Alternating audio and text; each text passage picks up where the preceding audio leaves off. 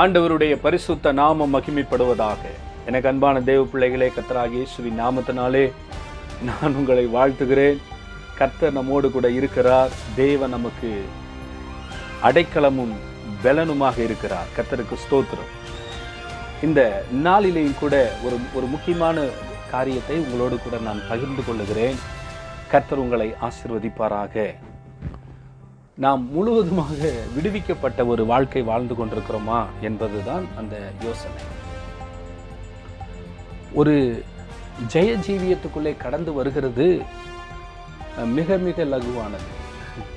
ஏனென்று சொன்னால், கிறிஸ்து இயேசுவினாலே என்னை பாவம் மரணம் என்பவைகளின் பிரமாணத்திலிருந்து விடுதலை ஆக்கிற்றே என்று சொல்லி அப்போஸ்தலனாகிய பவுல் அறிக்கை செய்கிறார். கிறிஸ்து இயேசுவினாலே நான் பாவம் மரணம் என்கின்ற ஆவிக்குரிய மரணம், அதாவது பாவம் என்பது ஆண்டவராகிய இயேசு கிறிஸ்துவை விசுவாசியாமல் போவதே பாவம். மரணம் என்பது தேவனுக்கும் நமக்கும் இருக்கிற அந்த உறவு துண்டிக்கப்படுகிறதே மரணம்.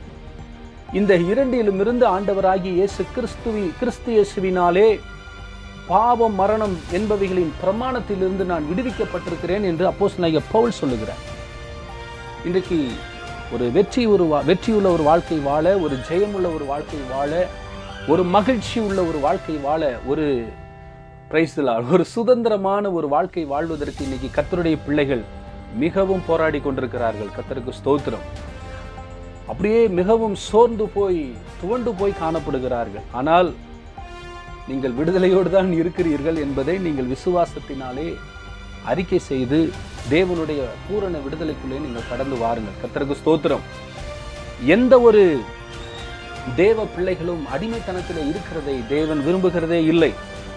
ஏனென்றால் கொலைசியர் 1 வேத வசனத்திலே வாசிக்கிறோம், இருளின் அதிகாரத்தில் இருந்து நம்மை விடுதலையாக்கி தமது அன்பின் குமாரனுடைய ராஜ்யத்திற்கு உட்படுத்தினவருமாயிருக்கிற பிதாவை ஸ்தோத்தரிக்கிறோம் என்று அப்போஸ்தலனாகிய பவுல் சொல்லும்போது, இருளிலிருந்து நான் விடுவிக்கப்பட்டு அப்படியே விட்டுவிடப்படவில்லை. நான் இருளிலிருந்து விடுவிக்கப்பட்டது எப்படி உண்மையோ அதே போல குமாரனுடைய ராஜ்யத்துக்குள் உட்படுத்தப்பட்டதும் உண்மை. அவர் குமாரனுடைய ராஜ்யத்துக்கு உள்ளே என்னை உட்படுத்தினார். என்ன தள்ளி விட்டுட்டார், உள்ள போ அப்படின்னு சொல்லிட்டார். ஏன்னா இருளின் அதிகாரத்திலிருந்து என்னை விடுதலையாக்கி அப்படியே விட்டிருந்தார்னா நான் ஒரு அனாதையாகி இருப்பேன். என்னுடைய லைஃப்ல ஒரு ஜெயம் எடுத்திருக்கவே வாய்ப்பு கிடையாது. ஆனால் அவர் இருளின் அதிகாரத்திலிருந்து என்னை விடுதலையாக்கினது உண்மை. அதுபோல அப்படியே விடுதலையாக்கி அப்படியே விட்டுறாம என்னை கொண்டு தமது அன்பின் குமாரனுடைய ராஜ்யத்துக்கு என்னை உட்படுத்தினார். நீ இதுக்கு ரொம்ப உரிமையானவன், இந்த குமாரனுடைய ராஜ்யத்துக்குள்ள இருக்கிறதுக்கு தான் உனக்கு தகுதி. இனி இருளின் ராஜ்யம், இருளின் அதிகாரம், இருளின் வல்லமை, இருளின் அடிமைத்தனம், இருளின் ஆதிக்கங்கள், இருளினுடைய கிரியைகள் உன்னை எதுவும் ஆண்டு கொள்ள முடியாது என்று சொல்லி தேவன் நம்மை தமது குமாரனுடைய ராஜ்யத்துக்கு நம்மை உட்படுத்தி இருக்கிறார். கர்த்தருக்கு ஸ்தோத்திரம். ஆனால் இன்றைக்கு பாருங்களேன், ஆண்டவருடைய பிள்ளைகள் ஒரு சின்ன இச்சைகளை மேற்கொள்வது எவ்வளவு கஷ்டப்படுகிறார்கள். Price the Lord. ஆண்டவருடைய நாமம் மகிமைப்படுவதாக. எனக்கு அன்பான தேவ பிள்ளைகளே, பிரைஸ் தி லார்ட். ஆண்டவருடைய நாமம் மகிமைப்படட்டும். எசேக்கியேல் 34 27 வசனத்திலே வாசிக்கும் போது, நான் அவர்கள் நுகத்தின் கயிறுகளை அறுத்து அவர்களை அடிமை கொண்டவர்களின் கைக்கு அவர்களை நீங்களாக்கி விடுவிக்கும் போது நான் கர்த்தர் என்று அறிந்து கொள்வார்கள். கர்த்தருக்கு ஸ்தோத்திரம். உங்களை அடிமைப்படுத்தி கொண்டிருக்கிற அந்தகாரம் என்ன என்று கண்டுபிடிங்கள். ஏதாகிலும் பாவங்கள் தொடர்ந்து நீங்கள் ஒரு பாவத்திலே தொடர்ந்து விழுந்து கொண்டே இருக்கிறீர்களா என்றால் அதை குறித்து நீங்கள் மிகவும் எச்சரிக்கையாயிருங்கள். கர்த்தருக்கு ஸ்தோத்திரம். ஏனென்றால் தேவன் உங்களை விடுவிக்க அவர் வல்லமை உள்ளவராக இருக்கிறார். வல்லமையுள்ள தேவன் மகிமையானவைகளை எனக்கு செய்தார் என்பது என்ன? அடிமை கொண்டவர்களின் கைக்கு நம்மை விடுதலையாக்குகிறார். ஒரு சில மூதாதையர்களுடைய ஆவிகள் நம்மை அடிமைப்படுத்த வாய்ப்புள்ளது. அல்லது ரட்சிக்கப்படுவதற்கு முன்பு ஏதாகிலும் ஒரு சில பாவங்களை நாம் செய்திருப்போம். ரட்சிக்கப்பட்டதற்கு அப்புறமும் அந்த பாவம் தொடருமே என்று சொன்னால், அந்த பாவத்தின் மூலமாக நாம் ஆளுகையை கொடுத்தோமே, சத்துருவின் ஆவிகளும் நம்மை ஆண்டு கொள்ள வாய்ப்பு உண்டு. ஆனால் இந்த நாளிலேயும் கூட இயேசுவின் நாமத்தினாலே கர்த்தர் சொல்லும்போது நான் கர்த்தர் என்று அறிந்து கொள்வார்கள். எப்படி? அடிமை கொண்டவர்களின் கைக்கு தேவன் நம்மை விடுவிக்கிறார். எதனால் விடுவிக்கிறார்? நாம் அவருடைய பிள்ளைகளாய் இருக்கிறோம். ஏனென்றால் அவர் கொடுத்த வாக்குத்தத்தமே என்ன? குமாரன் விடுதலையாக்கினால் உங்களை விடுதலையாக்கினால் மெய்யாகவே நீங்கள் விடுதலை ஆவீர்கள் என்று ஆண்டவராகிய இயேசு கிறிஸ்து சொல்லியிருக்கிறார். எனக்கு அன்பான தேவ பிள்ளைகளே, ஒரு விஷயத்தை நீங்க நல்லா புரிந்து கொள்ளணும். நீங்க விடுதலையை வாஞ்சிக்கணும். நான் விடுதலையோட இருக்கணும்பா, நான் சுகத்தோட இருக்கணும், நான் பலத்தோட இருக்கணும், நான் ஆரோக்கியத்தோட இருக்கணும்னு சொல்லி நீங்க அந்த விடுதலையை வாஞ்சிக்கணும். நீதிமான்கள் கூப்பிடும்போது கர்த்தர் கேட்டு அவர்களை அவர்களுடைய எல்லா உபத்திரவங்களிலும் இருந்து அவர்களை நீங்களாக்கி விடுவிக்கிறார். ஏனென்றால் நீங்கள் இயேசுவின் இரத்தத்தினாலே, இயேசுவின் வார்த்தையினாலே, விசுவாசத்தினாலே நீங்கள் நீதிமானாக்கப்பட்டிருக்கிறீர்கள். அப்ப நீங்க கூப்பிடும்போது கர்த்தர் உங்களை விடுவிக்க அவர் போதுமானவராய் இருக்கிறார். நீதிமானுக்கு வரும் துன்பங்கள் அநேகமாய் இருக்கும், ஆனால் கர்த்தர் அவைகளில் இருந்து எல்லாவற்றிலேயும் இருந்து நின்று அவனை விடுவிப்பார் என்று வசனம் சொல்லுகிறது. அவர் எல்லா நெருக்கத்தையும் நீக்கி என்னை விடுவித்தார் என்று சொல்லி அற்புதமாய் சங்கீதக்காரன் சொல்லுகிறார். நீங்களும் சொல்லுங்களே, அவர் எல்லா நெருக்கத்தையும் நீக்கி என்னை விடுவித்தார் என்று சொல்லி. இயேசுவின் நாமத்தினாலே கர்த்தர் உங்களை எல்லா நெருக்கத்திலிருந்து உங்களை விடுதலையாக்கி இருக்கிறார். நீங்க விடுவிக்கப்பட்ட தேவ பிள்ளைகளா இருக்கிறீர்கள். ஆனால் ரொம்ப ரொம்ப முக்கியம் என்ன அப்படின்னா, ஒரு மனிதன் தேவன் கொடுத்த விடுதலையை எப்பொழுது அவன் அனுபவியாமல் போகிறான் தெரியுமா? கீழ்ப்படியாமல் போகும்போது. Praise God. கீழ்ப்படிதல் உங்களுக்குள்ளே கடந்து வர வேண்டும் என்று சொல்லி தேவன் விரும்புகிறார். கர்த்தருக்கு ஸ்தோத்திரம்.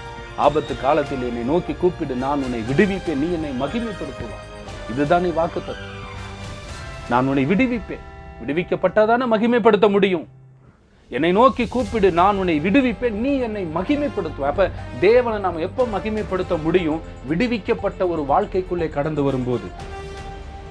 நீங்க விடுவிக்கப்பட்டு இருக்கிறீர்கள். இருளின் வல்லமையிலிருந்து, சாத்தானுடைய ராஜ்யத்திலிருந்து முற்றிலும் நீங்கள் விடுதலையாக்கப்பட்டிருக்கிறீர்கள் என்பதை நீங்கள் விசுவாசியுங்கள், அறிக்கை செய்யுங்கள். அதை, அந்த பிரசன்னத்தை நீங்க உங்க ஜீவியத்தில் ஏற்றுக்கொள்ளுங்க. ஆண்டவருடைய நாமம் மகிமைப்படட்டும். சங்கீதம் 136:24 வாசிக்கும் போது, நம்முடைய சத்துருக்களின் கையிலிருந்து நம்மை விடுதலை பண்ணினவரை துதியுங்கள். சத்துருவின் கைகளிலிருந்து தேவன் நம்மை விடுதலையாக்கி இருக்கிறார். என் சத்துருக்களுக்கு என்னை விலக்கி விடுவிக்கிறவர் நீரே. சங்கீதம் 18:48. அவர்தான் சத்துருக்களுக்கு நம்மை விலக்கி விடுவிக்கிறவர். கர்த்தருக்கு ஸ்தோத்திரம். இந்த நாளிலேயும் கூட உங்களை தேவன் விடுவிக்க போதுமானவராயிருக்கிறார். சோர்விலிருந்து எழும்புங்கள், குழப்பத்திலிருந்து எழும்புங்கள், தடுமாற்றத்திலிருந்து எழும்புங்கள், பாவ ஜீவியத்திலிருந்து எழும்புங்கள், துன்மார்க்கமான காரியங்களிலிருந்து எழும்புங்கள், தீமையான காரியங்களிலிருந்து எழும்புங்கள், விட்டுவிடாத பாவத்திலிருந்து எழும்புங்கள். காரணம், தேவன் உங்களை விடுதலையாக்குகிறார். வசனம் சொல்லுகிறது 13:39 அப்போஸ்தலரிலே, குமாரன் விடுதலையாக்குகிறவர். பரிசுத்த ஆவியானவர் நம்மை விடுதலையாக்கி அவருடைய ஆவியினால் நம்மை நிரப்புகிறவராய் இருக்கிறார். நாங்கள் ஆராதிக்கிற தேவன் எங்களை தப்புவிக்க வல்லவராய் இருக்கிறார். ராஜாவுடைய உம்முடைய கைக்கும் எரிகிற அக்கினி சூளைக்கும் எங்களை தப்புவிப்பார் என்கின்ற அந்த சாத்ராக் மேஷாக் ஆபேத்தினுடைய அந்த ஆவியை உங்களுக்குள்ளே ஆளுகை செய்வதாக. Praise the lord. ஆமென். உங்களை ஒப்பு கொடுப்பீங்களா? ஒரு விஷயம், உங்க ஆவியில ஒரு விடுதலை உண்டாகட்டும், உங்க ஆத்மாவில ஒரு விடுதலை உண்டாகட்டும், உங்க சரீரத்துல ஒரு விடுதலை உண்டாகட்டும். இயேசுவின் நாமத்தினாலே முற்றுமுடிய பரலோகம் உங்களை ஆண்டு கொள்ளட்டும். முற்றுமுடிய வேத வார்த்தை உங்களை ஆண்டு கொள்ளட்டும். முற்றுமுடிய கர்த்தருடைய ரத்தம் உங்களை ஆண்டு கொள்ளட்டும். முற்றுமுடிய பரிசுத்த ஆவியானுடைய ஆளுகைக்குள்ளே தேவன் உங்களை ஒப்பு கொடுங்க. முற்றிலும் நீங்க விடுவிக்கப்பட்டவங்களா வாழுங்க, ஜெயம் உள்ளவங்களா வாருங்க, ஜெயம் எடுங்க. கர்த்தருக்கு ஸ்தோத்திரம். ஜெயம் எடுக்கிறதுல நீங்க தவறிடக்கூடாது. 2 பேர் ஜெயத்துக்கு நேராய் வழி நடத்தப்பட்டார்கள், ரூத்தும் ஒர்பால். ஆனால் ஒர்பால் ஜெயத்துக்குள்ளே பிரவேசிக்க முடியவில்லை.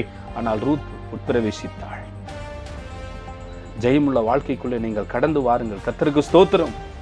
ஒரு வெற்றியுள்ள ஒரு வாழ்க்கை வாழ்வதற்காகவே தேவன் நம்மை அழைத்திருக்கிறார். மனுஷர்களுடைய இடுக்கத்துக்கு உங்களை விடுதலையாக்குவாராக. எல்லா மீறுதல்களும் எல்லாவற்றிலும் இருந்து உங்களை விடுதலையாக்குவாராக. துன்பப்படுத்துகிறவர்களின் கைகளுக்கு தேவன் உங்களை விடுதலையாக்கி உங்களை ஆசீர்வதிப்பாராக. அந்நிய புத்திரரின் கைக்கு உங்களை தப்புவித்து நம்மை ஒரு விடுதலைக்கு நேராய் நம்மை நடத்துவாராக. எனக்கு அன்பான தேவ பிள்ளைகளே, நீங்கள் விடுதலையோடு வாழுங்கள், விடுவிக்கப்பட்டவர்களாய் வாழுங்கள். அதை விசுவாசியுங்கள். வேத வசனத்தை முழுவதுமாய் விசுவாசித்தாலே போதும். எல்லா கட்டுகளையும் கர்த்தர் உடைத்து போடுவார். கர்த்தர் உங்களை ஆசீர்வதிப்பாராக. ஆமென். God bless you. கர்த்தர் உங்களை ஆசீர்வதிக்கட்டும். நீங்கள் விடுவிக்கப்பட்டிருக்கிறீர்கள். ஆமென். Price the Lord.